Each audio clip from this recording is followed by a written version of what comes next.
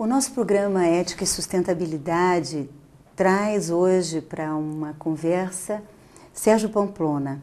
Sérgio Pamplona, a formação acadêmica dele é arquitetura, formado na Universidade de Brasília, e ele é bioarquiteto e permacultor, e ele atualmente trabalha com a divulgação e a aplicação da permacultura no Distrito Federal e já foi presidente da Rede Brasileira de Permacultura. Então, Sérgio, tudo bom com você? Tudo bem. Bom estar com você falando sobre permacultura, que é uma coisa completamente apaixonante. E a primeira pergunta que eu vou te fazer é justamente isso. O que é permacultura? É a primeira pergunta. É a primeira pergunta. É né? a mais difícil de responder também. Permacultura é difícil de conceituar justamente por ser dinâmica e por ser muito ampla, né? Costuma-se dizer, né, como definição mais usual e sintética, que é um sistema integrado de planejamento de assentamentos humanos sustentáveis. Né? Isso quer dizer o quê? Um método de você fazer um planejamento de um assentamento humano que incorpore tudo de forma integrada que o ser humano precisa para sobreviver.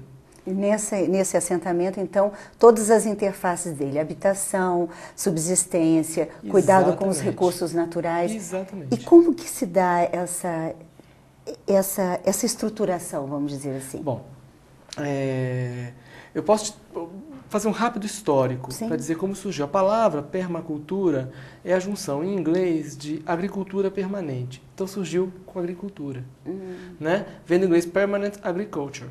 Por quê? As pessoas que sintetizaram isso, que foram dois australianos, eles chegaram à conclusão que a conclusão que muitos já chegaram também, né?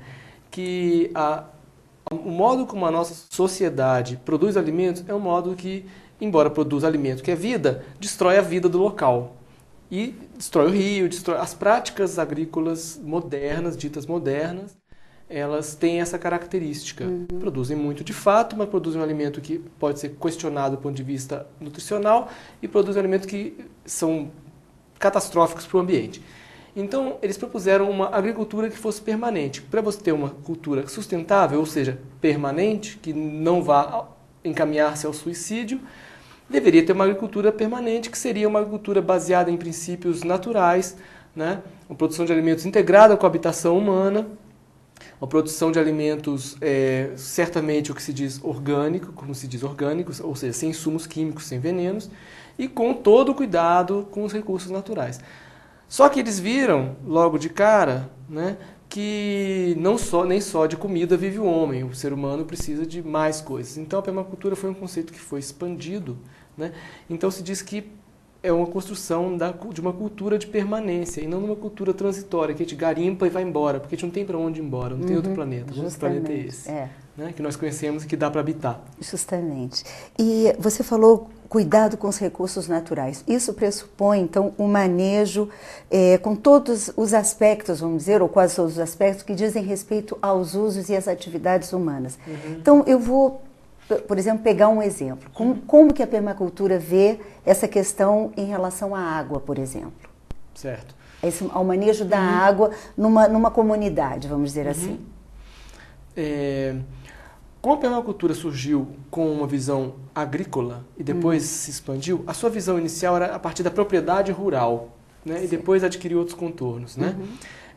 Em relação à propriedade, existe todo um planejamento que anda junto, que é você criar solo e cuidar da água, porque na hora que você cria solo, você faz a água ser retida no solo para ser absorvida pelo lençol freático. Na hora que você refloresta uma área, seja com espécies nativas, seja com espécies não nativas produtivas, né, você está reincorporando água pelo lençol freático, porque as árvores elas ajudam a absorção da água no lençol freático, elas criam solo e tal.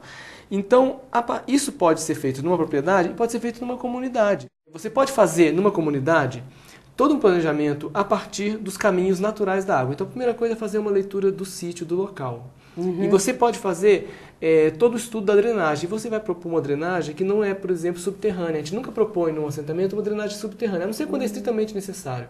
Por vários motivos. Primeiro que é muito caro.